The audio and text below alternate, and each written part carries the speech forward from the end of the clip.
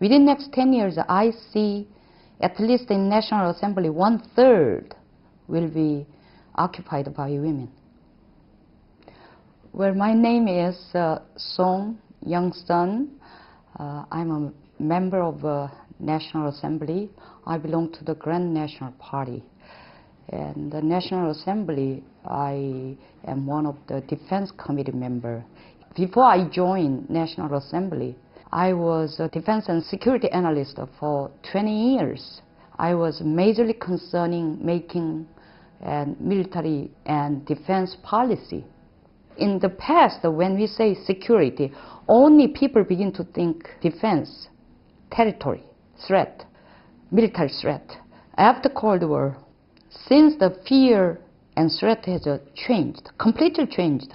Conventional, nuclear warfare is the major threat, almost the only threat. Now it is changed into the threat to uncertain, unpredictable, and transnational fear and threat.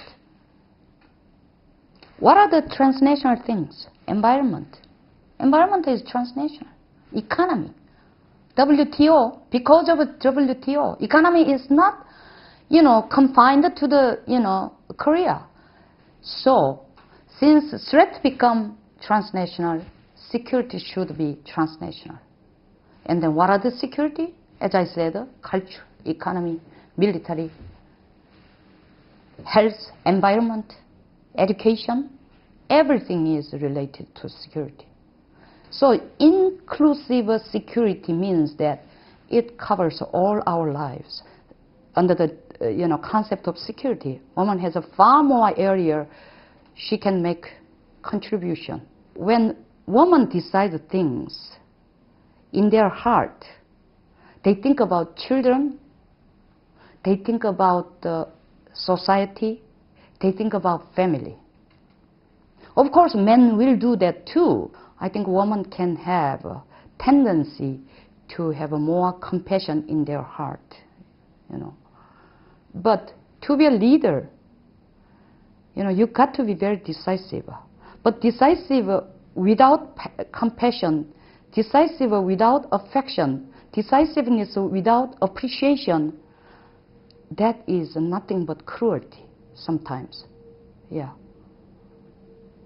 So outside, you got to be like a soldier, but inside you got to be like a religious person or a philosopher, constantly, thinking about and then, pondering about and considering about. Yeah. So women can do everything, and women should do much more, or at least not less than men, in securing better life and better environment, better economy. Actually, I proposed one law, women can go to the army, not under the draft system, voluntarily. When I say women, most people are opposing, because the minute they think about military, holding gun and shooting, or training for those kind of things. When I say women should join in military is because security concept, security spectrum has extremely, expanding and encompassing everything. So women can make a contribution. They got many things to do, such as peacekeeping, peace building, and peacemaking, also peace enforcement. So if women go to the military service, not necessarily holding gun and shooting people. In the future, the warfare is much more like tilted toward the information warfare. So the person who can operate and collect and analyzing data, women can do sometimes better than men. Also taking care of people, and sometimes woman is a more, tender, caring mind. And just as I mentioned, peace building, like after the war, some country, troops of women dispatched and then do nursing and teaching language and taking care of malnutrition. Those are all military, the work a woman can carry out. Also, those are all military operations. From now on, we got to expand. I don't think I had my own role model when I was young. But interestingly, 6 years old kid in elementary school, in our elementary school, and then there is some personal, things to write down. What is your future hope? Since 6 years old, I always write down member of National Assembly. I didn't know what it is, but until I graduated high school, I did it. That is my self-made image, I think. But when I grown up, I think Thatcher I respect. Now, whom I want to be? I want to be Korean Kandi Rice. Yeah, I want to be the first Korean female Minister of National Defense. I would like to. Or working in, as a security policy, maker in NSC, like a Kandi Rice. The challenge which we are facing now is North Korea. When I say North Korea, it doesn't necessarily mean the North Koreans' military invasion. Helping North Korean people is agreeable and acceptable. But what they are doing exactly doesn't look like helping the starving North Korean people, rather than they are helping, Kim Jong-il's government, his dictatorship. We heard almost 3 million people died of starvation. More food, more assistance flood into North Korea, and more number people are dying of starvation. How can you explain this, irony? It goes to the military sector. We cannot verify that.